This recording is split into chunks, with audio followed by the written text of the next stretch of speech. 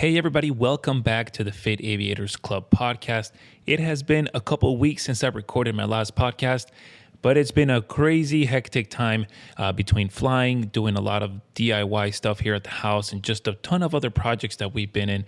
But finally getting to do another podcast here, and I'm super excited about it because I love doing these podcasts. And this layover fit brief actually is quite full of details, especially with flying my first Redeye, which was from Las Vegas to Miami, but also getting involved with volunteer with the NASA fatigue research study. I thought that is an incredible opportunity, and I'm really happy to be part of it.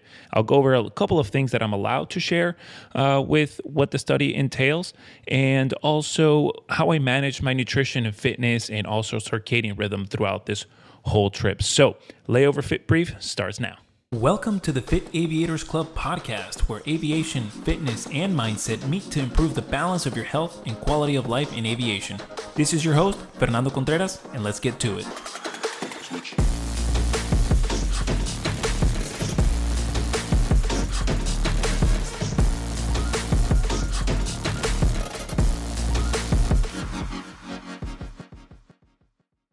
So let's get into the actual layover fit brief. This is a 4-day that started a couple days ago. And before that, I volunteered for a NASA fatigue research study for short haul pilots. Now, I got a lot of questions about how can we participate for this. I want to get in on it. The way I was able to get in with it is because my airline participates with it. NASA teamed up with United Airlines, Delta Airlines, and American Airlines, and one more airline. I can't remember at the top of my head, but their pilots can actually sign up and volunteer for this. And they give you a criteria in which your trip has to fall in. And if your trips meet that criteria for their research study, you get to participate in it. So this trip fell in that criteria. I tried for months to be able to get a trip to be able to fit in this, and finally did. So I was super excited. Everybody that I talked to within the NASA AMES Research Center and that is dedicated to this kind of study has been awesome, fantastic. They're super motivated about what they're doing and the science behind it, and everything that they're trying to research on is pretty rewarding because you can tell how passionate they are. And I'm also very passionate to provide volunteer work to be able to give these kind of information to the NASA AMES Research Center. So, they started tracking my stuff on my days off and then started to track my stuff on the days on. Now, I can't really share how much info I can give, one, because of data security, and two, just the amount of stuff that I can and cannot say. But it obviously, if it's a research study, there's tracking involved, whether it be with a watch or, with some other smartphone thing. There is some of that stuff that's being tracked, and mainly of kind of like you logging things, right? Kind of logging if you ate, what time you ate, your sleep, things like that. And it's pretty cool. So the first day started off with 3 legs. And the first turn, which was to Managua in Nicaragua, first time going there, absolutely beautiful, loved it. It was really great. On the way back, the third leg was to New Orleans. Now, since I had a international turn as my first 2 flights of this sequence, and now I'm starting to think, okay, meal prepping, what am I going to take? So I did have some pork tenderloin left over that I wanted to take with me, and I should, because if I left it, it would go bad. But I also had some salmon. I also had some chicken. But I was basically on my days off doing a lot of DIY things here in the house, and my lovely lady Jess actually made this amazing meal prep for me, which was already some of that leftover pork loin. She made some chicken, a Greek salad, her Greek salads are freaking amazing. I love them.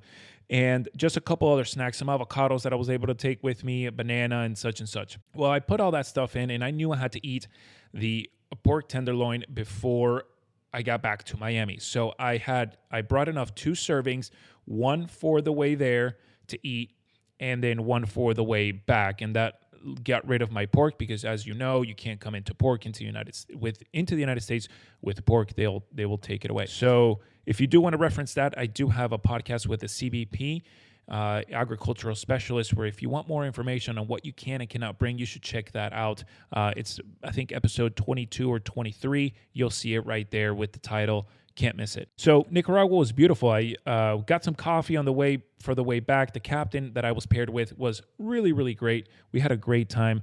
And I was kind of bummed because we were supposed to fly the whole trip together. And before he even got to the airport, his whole schedule was split, but mine stayed the way it was. So I actually went through 3 captains this entire trip. Then we had a little bit of a sit, about an hour and 45 minutes, and then we went over to New Orleans. Again, I had another one of my meal preps. This time I had quinoa with me. So I had a quinoa chicken bowl, and on another bag I had some cooked vegetables.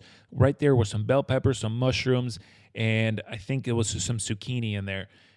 Really fantastic. Every single captain's like, whoa, man, what you got there? Like, that smells really good. That looks very tasty. Jess, you did a great job. Thank you. But it's all the time. So you could just tell that home-cooked meals are just bring in like a good fresh smell, and it looks good. It looks tasty. It's not what if you're eating out all the time at the airport or eating the airplane food, that stuff can kind of get like, it's not from home, and you can just totally feel that. The flight there was awesome. I had a great energy throughout the whole time, thanks to that kind of nutrition. Right. I didn't work out that day because I planned to have that day off since I was flying 3 legs that day. I didn't want to overwork or overtrain my body. So we got into New Orleans around 10 o'clock. It was a short layover, 13 hours. And I just wanted to take a shower, go to bed, and then wake up early the next day to do a nice workout in the morning before we left. That next day was only 2 legs from New Orleans to Chicago and Chicago to Las Vegas. Woke up early in the morning, had my nice cup of coffee. I went to the gym fasted, and I'm starting to kind of get into that rhythm again of going fasted because my phase of training right now is not putting up very heavy weight. It's actually more on the muscular endurance side, so I'm actually doing repetition ranges anywhere from 12 to 15. So that being said, with what I ate the night before, it was sufficient for me to push through a workout like that in the morning.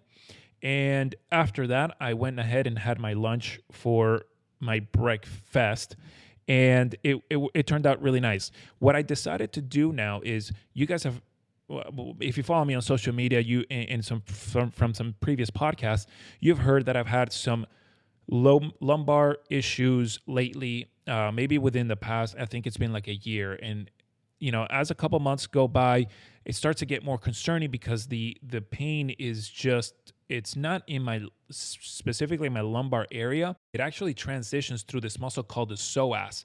And this muscle called the psoas actually transitions from like the lateral side of it connects to your lower back, but it kind of transitions over to where your hip is, and it kind of goes over your hip and down to where like your inguinal and all these muscles connect, coming up from the quad, coming up from the adductors, coming up from the hip flexors, and it's all bunched up there, right? So that kind of pain is transitioning between forward and back, and I just don't know where it is. I've been working with a physical therapist, Lewis, and he's from the Pro Rehab Solutions, and it's an absolute awesome time working with Lewis. We've been trying to get my hip back into this placement where we think that there's an asymmetry of muscles being pulled in a certain direction, and that's what's causing the uncomfort, the pain, the muscular imbalance. So, after working with him, I did feel some alleviation, but I wanted to kind of know a little bit more. So I went through some doctors through my, my primary, and then they referred me over to an orthopedic. And with that, I went to him, and we took x-rays, we took MRIs, CT scans. We can actually see that between my L5 and S1, there's a little bit of a slide, and the disc in between that one is actually a little bit worn out, which, talking with some other personal trainers and some other physical therapists and everything, it's not that abnormal, right? It's kind of common to see those things, especially if you have bad sitting posture. But this probably didn't come from bad sitting posture. This might have come from like either when I was younger and playing sports, I might have gotten hit pretty bad or something like that. It's some sort of traumatic event that may have caused this. The other thing that I'm thinking is that maybe 2 years ago, I was kind of deadlifting, and I might have been deadlifting a little bit wrong, kind of using not so much of my glutes, but a little bit too much of my core to initially get the bar up. And I think that that's what may have kind of tucked my hip a little bit in and slowly start kind of like pushing the hips that way more towards the front of the body. So having an anterior tilt, I think. Now I can't even think of that. But anyways, your hips are going more towards the front. So that's not too good if it's going too much towards the front. You don't want your hips to be sticking out too much towards the back either. You want to have that neutral spot. So that being said, I started to implement leg exercises every single day on my layovers. When I'm on my off days, I only hit it up once every 2 days because I hit it up more on a little bit on the heavier side, and the whole workout is legs. On these layovers, I'm actually doing 2 leg workouts mixed in with some upper body workouts as well, whether I be splitting it with between chest and backs and legs, or I'll be doing it with arms, shoulders, and legs as well. And that's pretty much what I did for this trip. Now, fun fact here real quick from my primary doctor, I did learn something cool. Vitamin D3 is actually, it really helps to moisturize, I guess, the what's in between your vertebrae, your discs, okay? It actually helps with that. So I was actually already taking vitamin D3 and in the multi-phyto for the Designs for Sports, there's a good amount of D3 in there as well. But also, it's very important that your vitamin D3 is also paired with vitamin K, which if you look in the back right here, it is paired up with it. So if you just take vitamin D3 and it's not paired with vitamin K, the absorption and the processing of it is going to be a little bit different. So this is the kind of cool research that is with also Designs for Sports. It's research that is out there, but just so that you know as well, if you're going to do vitamin D3, it's good to have it with vitamin K as well. But anyways, that helps moisturize your discs, which is something cool I didn't know. So, I've been doing a pretty good job with that already by having taken those supplements. So let's get back to the workout in New Orleans. New Orleans gym, it was decent. It was kind of like in the 25th floor or whatever, and you can kind of see like the downtown area or whatever, but it was kind of like in a semi-spherical or semi-circle design, and it was pretty good. I had some dumbbells, I had some cables, some cable machines and stuff like that. So I pretty much did some dumbbell squats mixed in with, let's see, that day I did chest and back. So we, dumbbell bench presses, dumbbell rows, things like that I did for that workout. It didn't take me that much. It was about maybe an hour, and then got back up to the room, ate lunch. Again, I actually had some boiled eggs that Jess also made for me. And that's what I had. I also had pita bread with hummus, which that was really good too. And I kind of like to cut the egg and put it on top of the pita bread with the hummus. And then, if I have a little bit of salt and pepper, I kind of put that on top. And then my protein shake, okay, with the Designs for Sport whey protein. So that's what I had for lunch. Then went down, met the captain. Well, actually, yeah, we had a new captain the last flight. So the overnight flight from yesterday, it was a new captain for me as well. This morning, it was the same captain, really great guy, awesome. And we headed to Chicago, where nice and easy flight. We got there and we had about like a 2-hour sit. We're walking around, getting some coffee, doing our thing. I'm just trying to stay moving. And the plane was a little late. So now we're looking at a 2-hour plus sit, and I don't want to be sitting down for that long. So, I told the captain, hey, I'm going to set my things in. I did all my pre-flight stuff. And for some reason, I think I can't remember if it was either like maintenance, we were waiting for the logbook or something, but it was going to be a little bit, so they held boarding. So I went and started walking around again. Everything was done. My walk around of the actual airplane was done. I did all my pre-flight stuff. That was done. Flight plan loaded, FMS, everything was all complete. I said, hey, Cap, I'm gonna go walk around a little bit more until I hear that they're gonna start boarding. So I did. I started walking around and walked around, and by the time I got back, they had just started their boarding. So it was perfect. I got a couple extra steps in, and you don't know how much of a difference that makes. Keep your body moving, and you'll see how everything just stays lubricated. Your central and peripheral nervous system continue to stay active. Your focus, your mind, your breathing, your hormone release is just not much different as opposed to if you were to be sedentary. Now, I know for cabin crew, it's a little bit different. They have to actually be there for when the actual boarding starts. So, it's very easy to just sit in one of those seats, right? And I can't say this because that's not my position working back there. But if I were to be in that, and sometimes when I do and I can't go out of the jet bridge, I'll start walking the plane back and forth. I don't care. I'm just going up and down the aisle. Sometimes I'll do it on the jet bridge. Nobody's really there, so you're not getting in anybody's way. So maybe that's another option, an idea you could do.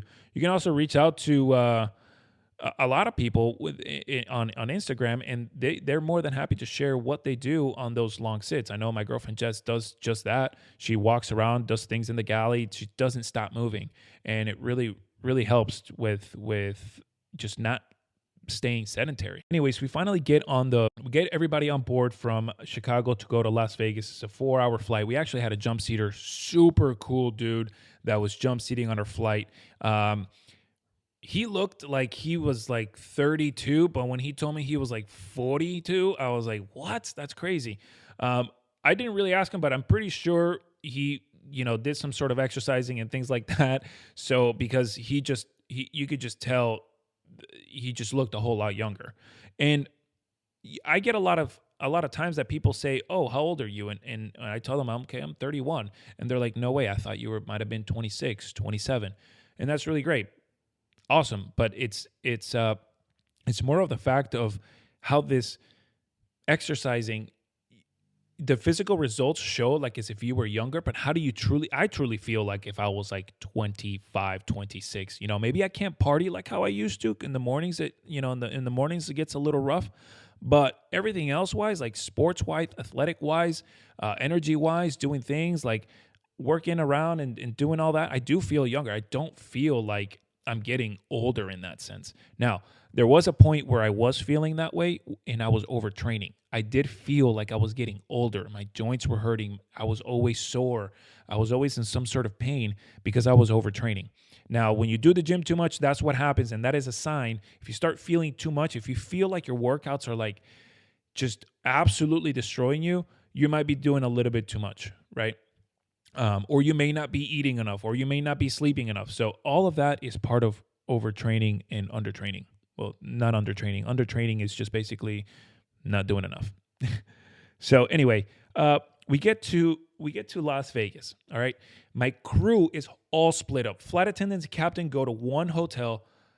I go to another one. So I'm in Vegas by myself. I've been there a million times. So like, I'm not really excited to do that much, but there's actually so many things happening in Las Vegas. I mean, at least this year. The Knights just won the Stanley Hockey, NHL final, which, damn, but Florida Panthers, let's go, baby. Yeah, so they just won it. That was crazy. They got so many sports teams coming to Las Vegas now. They're building the largest infrastructure of a concert arena, which is a sphere that spins as concerts and things in there happen. It's also going to be full with like a million LEDs that you can probably see from like, Top of Descent or something like that. And it's just absolute ton of money, not to mention Formula One is going to be there this year.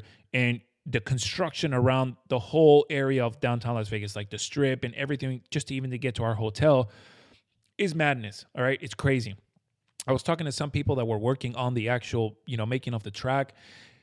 I would have to fact check this, but they said that they're projecting to have $1.6 billion this first year from sales and what Formula One would bring to just that event for that time. That's an absurd amount of money, I think, for an event that big. So I don't know. I'm not into like all that business, so I don't know if billions or millions makes a difference in that kind of, I mean, it obviously does, but I don't know if it's far-fetched that it's in the billions or if that's something that it should be bringing in. Compared to Miami, I don't really know. I know prices, they were saying like some hotel rooms might even be like $10,000. I don't know for one night or 3 nights, but it's going to be crazy. I think that race is going to be awesome. I'm really going to bid Las Vegas layover the whole month of, I think they're going in November. I think that's when the race is going to be. Anyways, that month, I'm going to bid Las Vegas, Las Vegas, Las Vegas, Las Vegas to hopefully get something and see. Obviously, I don't even know if where we're going to stay is going to be anywhere remote close to it, but you never know. You never know. Anyway, so I'm like, well, I don't want to just stay in the room by myself. It's like 7 p.m. at night. You're in Vegas. I'm not just going to stay in here. I'm going to go out and explore and just walk around and see what the construction's looking like, right? I actually got to walk around and see the paddock being built, which that was pretty cool. They let me see it off from one side, and after a couple of minutes, maybe like half an hour of walking, I'm passing this gas station, and I hear these gentlemen just start going like, "Hey, yo," they're just trying to get my attention, right? Hey, yo, can you take a photo of us? And I said, and I heard, but I didn't want to turn around. And then something inside me just said, just turn around. They just want a photo. So I turned around. And they're like, hey, can you take a photo of us here? And it was just like a corner of an intersection. And I was like, yeah, sure. Like, and I mean, I didn't sound anything of like, why would you want a picture in the corner of an intersection? But he immediately said, do you know what happened here? And I was like, no, I have no idea. He's like, you know who Tupac is? And I'm like, are you kidding me, bro? Like, of course I know who Tupac is. Come on, man. So yeah, he was like, yeah, he was shot here. And I was like, nah, really? He's like, yeah, this is the corner of Flamingo and Koval. And I'm like, wow, fuck, that's crazy. Like, I mean, I am a big enthusiast of rap music history. I do have a big interest in knowing why things happen, why groups formed and then were later not, people weren't part of the group anymore, what happened within those groups in the West Coast, East Coast. I'm a huge fan of that. I actually love watching interviews on some of these rappers, and when they talk about those things, I really like it. So yeah, I obviously know who Tupac is. I obviously listen to his music, and I obviously do know the history, and not every single little piece, but I do know. I know who was in that car that night with him and all that stuff. So it was a little bit unbelievable. And now, and then I was like, well, let me just see if this is true. So I kept on walking after I took their photo, and I researched it, and yeah, effectively it was true.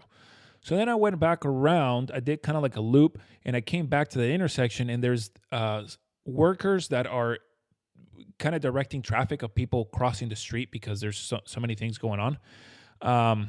That I asked the lady, I was like, hey, is it true that here it is where Tupac got shot? And she's like, no, yeah, absolutely. It was right here. They were going in this direction.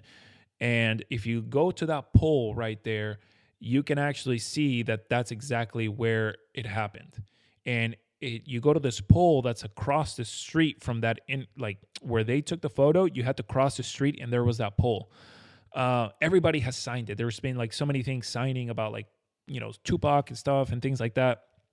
I thought that was kind of crazy. I didn't even remember that had happened there, nor would I ever check to be like, oh, let's see in Las Vegas. Oh yeah, we got to go to the Tupac memorial thing.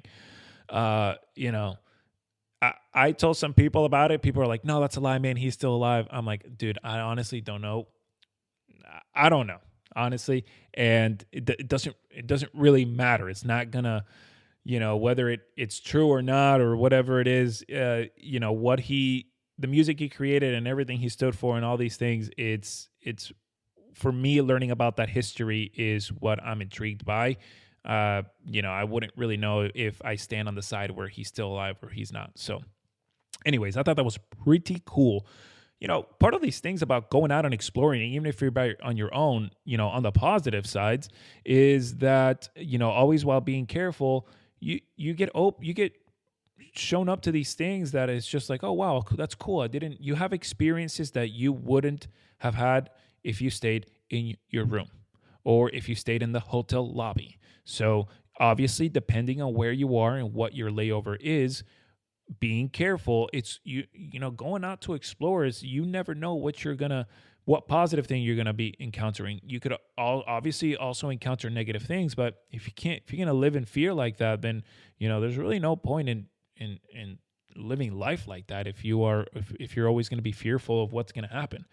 I go out on these layovers like in Guatemala and Mexico City and all these things. Obviously, I am as careful as I can be, but it's not that it's stopping me because everybody says Mexico City is dangerous. Absolutely, Mexico City is dangerous, but it kind of like, are you going alone? Who are you going with? You know the procedure. I'm not here to tell you like what the safe procedures are to go out on your layover, but what I'm saying is that there's things to explore out there, and that's one of the greatest things about our job and our profession is to be able to do that. And I love it when crews tag along, right? That's really really nice. If I have to go out by myself, whatever. It's still an experience, and I experience things by myself. I'm not shy, and I talk to whoever, and I meet whoever, and you never know who you can make friends with or network connections with or anything. So it was pretty cool. The next thing is I kept walking around. I checked out some more things, and I was like, all right, it's time for me to go to bed now because obviously we have a 3 hour difference, and I need to work a red eye the following night. So my game plan was to go to bed somewhat around, let me see, 11 o'clock local time, which would put me 12, 1, 2, 2 a.m. my time. Okay, so I'm already into almost hitting my window of circadian low on my Eastern home time. And try to sleep in, not oversleep, just about get 7 or 8 hours in, and probably wake up around like 7 or 8. Well, I ended up sleeping a little tiny little bit less than I wanted to. I think I woke up around like 6:30. The sun there is just absolutely, there's no such thing as blackout because the sun goes right through that blackout. So it was almost pointless. But it was a little shorter than expected. So my game plan was I'm gonna wake up, I'm gonna go fast, and I'm gonna go for a 5K run. All right. Nice and easy, light pace, not too fast. I'm not going for time here. So that's what I did. It was a beautiful day to go. Surprisingly, it wasn't even hot. It was like 78 degrees. The air was nice and thin. It was breezy. It was awesome. Okay, great day to go for a run. After that 5K, going to run around the strip, came back, had again my breakfasts that I've been having for this whole trip, which was again pita bread with some hummus and the boiled eggs, and then just putting on top a little bit of salt and pepper. Good to go, along with my protein shake. After that, I headed over to the pool and just hung out, read my book, and I went upstairs to go get my lunch now. I'm starting to run out of meal prep, which is perfectly fine because I always leave it for the last meal on the leg back to my home base. So what I'm trying to do at this time is match up my circadian rhythm to back at home. So I'm about to hit my second window of circadian low, which for me is about from like 3 to 5 p.m. And, I feel it when I start to get a little bit tired. Obviously, I mitigate that with caffeine on the time that I'm busy or that I'm flying, and it's not so much that it's so significant that I feel it, but I know it's there. And if I have the opportunity to take a nap, I will, even though I'm not a nap taker, but it's recommended that you do. So for this specific reason, I decided to, if I'm going to start feeling, my second window of circadian low right around 3 p.m. my time, then at noon in Las Vegas time is when I'm going to start trying to take a nap. Well, obviously, I was not tired by noon, but I did feel it a little bit, and I was like, you know what? I'm just gonna kind of go upstairs, wind down, close all the blinds, close all the blackouts, and try to just chill until you fall asleep. And I started doing that around 1. So I hung out at the pool for a while. Around 1 p.m., I kind of fell asleep, and it was a very light sleep for about 2 hours, which it's good, recommended that you don't sleep any more than that, and specifically more on my circadian low. So what they recommend for us during our fatigue management risk management classes is that you don't try to stay up late on the day that you get there so that you could sleep a lot the next morning, and then try to sleep a lot again before your flight. The reason being you don't want to sleep a lot before your flight is because, and again, this is for everybody is different. I know it works for some people, is sleep inertia, right? So you're going to wake up with that groggy feeling after having slept pretty much all day. thinking that you're going to be well rested. Now, for some people that might work, I know for sure that that wasn't going to work for me. What they do suggest is that you take a 2-hour nap close to your van time, nothing more than that, so you avoid sleep inertia, and then you go on about your thing. So what I decided to do is just to match that 2-hour nap closer to my circadian window of circadian low. Now, my next plan after that was to actually have a strength training workout, very light. Obviously, I'm not going to be pushing a lot of weight or anything because I have to fly all night. So, but just enough to get my energy going. And I decided to do this at a time where I would push through my window of circadian low back in Eastern time. So that around 2 a.m. to 4 a.m. was perfect because I worked out around, let me see, like 7:30 or 8 so of Las Vegas time, meaning 11 o'clock, 12 midnight of Eastern time. And so with that energy that I got, obviously eating well throughout the day and that energy of that workout, I breezed through that window of circadian low that I would have felt in my Eastern time. And got the pickup, got a nice cup of coffee. I did run, so I had planned to have my meal prep for the last leg. And unfortunately, the fridge didn't close correctly or something happened that the fridge didn't cool and my food kind of went bad. So I had to improvise and get something late at night at the airport, which ended up being a sub place because it was like one of the only things open. We got picked up at around 9:45 p.m. and the departure was 11:15 p.m. So now I'm a little bit past my window of circadian low. Got a nice cup of coffee and got the sub, and I felt really, really great throughout the whole entire flight. Situational awareness was up. I didn't really need to use so many fatigue mitigation, like trying to start a conversation or trying to, do things to keep me up. I felt really good, especially with having eaten the way I ate all these days before, having worked out at those specific times. And then unfortunately, like if I would have had my own meal prep, it would have been even better. But, I had to have a sub and you got to eat. Now, you've heard me mention before that you shouldn't eat. Not that you shouldn't, but it's recommended that you don't eat when it's nighttime because you're kind of confusing your cellular circadian rhythm with your hormonal circadian rhythm, right? Your body knows that by night, melatonin is supposed to be secreting and you're not really supposed to be eating. And so your metabolism and your hormones and everything gets thrown off balance. But you do have to, like I said, this is my first time that I work at Redeye. You have to eat. Like there's no way you could, at least for me, go throughout the whole night without eating. Like just absolutely not, right? And especially coffee intake, right? You don't want to be intaking coffee while it's nighttime. Well, again, everybody's body is different. So for me, I know what works really well for me. But I could kind of see this as if I did these red eyes so often, I don't know if I want to be eating so much at the nighttime or drinking so much caffeine at the nighttime. And it's not so much, it was a regular amount of caffeine, but to be, confusing my body that often. And that's one of the things that I think about when I, if I'm going to bid the wide body to be doing those kinds of flights, it's something that I probably will consider. I remember I did a podcast with Captain Tom and he had some great ideas, some great things that he shared with us here in the podcast. And, those are great things to be able to take within that. He's got over 30 years experience, and a lot of it has been on the wide body. So it's really good. He's in fantastic, absolutely great shape. So I definitely take the recommendations he says.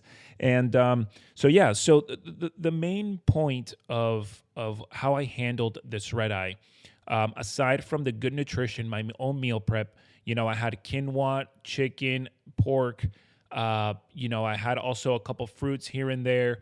I had pita bread with hummus and a little bit of salt and pepper. And that is one of the biggest and key, you hear me say it all the time, it's one of the key things to get you through your day and provide the necessary energy. Energy can be consumed in whatever food. It's just the quality that you're getting is greatly going to dictate your level of situation awareness and energy. And also with the supplementation, it helps a ton. Along with the protein and all the vitamins and the multivitamins and the minerals and everything, it's a great overall, accumulation of things that get in line to give you great energy. Mix that along with some exercise, not overtraining, just doing enough to get you, feeling good, moving, and not being sedentary is also great in balance along with your nutrition. Obviously, your sleep, that's going to affect your sleep as well. You always hear me talk about that. But more specifically for this Redeye, it was mainly about configuring my body to my Eastern time and pushing through those windows of circadian low at night and taking advantage of it in the middle of the day. So your second window of circadian low, we'll review this again, is for me at least 3 p.m. to 5 p.m., which was 12 noon Las Vegas time, and that's when I decided to take a nap around 1 p.m. Then wake up, then have a good meal, do some more things that are not too high in activity. I read some more of my book. I walked around for a little bit, and then I hit a workout, which was nice and light, get me through my first window of circadian low, which is 2 to 4 a.m., and then that's what's able to give me good energy and push me through that red eye. So if you do red eyes a lot, or if you haven't, try that out. See if that works. Even if it's different than what you normally do, and if you think you got a great thing going with what you do, it never hurts to try. Like next time, I will try to see something different to see if it even works any better, or if I'm going to be like, hell no, I'm not doing this ever again, right? So it could have also been that since this is my first one, I reacted to it pretty well. But me knowing myself, I'm a very morning person. So I know that for me, trying to change things around where I'm kind of like sleeping too much or something like that in odd parts of the day, I know will mess me up. So I didn't really feel any sign of fatigue or anything like that until I got home. At home, I was like, "Oh wow, yeah, I feel like ass. I'm gonna go to sleep." And it wasn't so much that I felt bad. It was just so much that it was just like if I was out in South Beach or Miami Beach all night, and I got we left the club or the bar at sunrise and got home. Except for you don't have this music blasting, ear ringing at the morning. So that's kind of what it felt like. And I was just like, yeah, I really used to like not mind that when I was younger, but now I don't like my morning routine to be messed up. And that was one of the only things that I was just like, I don't want to sleep too much because morning is where I'm most productive. And obviously, if you're getting in at 7 a.m. on a flight, you are going to get home pretty tired and you're going to go to sleep for a certain amount of time. Well, the cool thing was, and what I wasn't expecting, is that I slept until maybe I got home like around 8. I slept until 1:30 p.m. And I woke up getting ready. Like I could go crush a workout. I could go play sports. I could go do anything. I felt really good. I was actually surprised. So, we'll see if next time that I do a red eye, it's going to be the same. But who knows? We'll see until then. I hope that some of this information could be beneficial to you. I guess with NASA too, they'll see what patterns I had and everything. So they're obviously going to take that into consideration of their research study. But I mainly used the techniques that we were provided in our fatigue risk management classes that we have to do every couple months. So those really helped. I think they were great.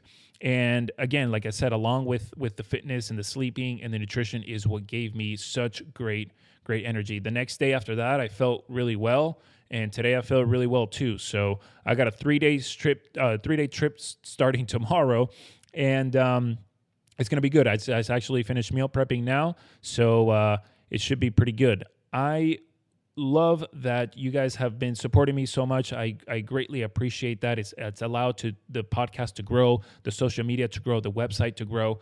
We're talking about Designs for Sport. A new addition that I have to the website is on the supplement section. If you go to fitaviatorsclub.com, you go to the supplement section. There you will find the link to the Designs for Sport and also the code that you can use, FITAV10, for a 10% discount.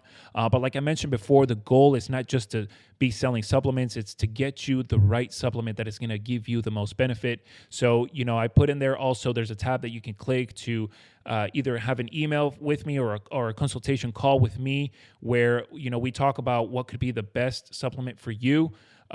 And we go through all these questions and all these things to get to know you more in nutrition and fitness a little bit better, and ultimately get you something that you want more of. Like for example, energy, or if you are lacking some things with omega-3s or things like that. It's important to know where you can be supplementing, where it can give you the most benefit. So that's on the Fit Aviators Club website as well. Check that out. You can also check out the podcast there and the sponsors. Thank you to Garmin. Thank you to Airfare Snacks. Also, BJet Clean. It's been really awesome working with these companies. And, I don't team up with anyone who's just there to just be there. It's companies that I truly find have a really great value that can provide for you, the listeners, and also for you that are on social media. So again, thank you everybody so much for listening, for supporting. I hope you took some great stuff from this Layover Fit Brief episode. It's a little longer than usual, but I had a lot to say, and it's also been a while since I put up a podcast. So thanks again, and enjoy your day.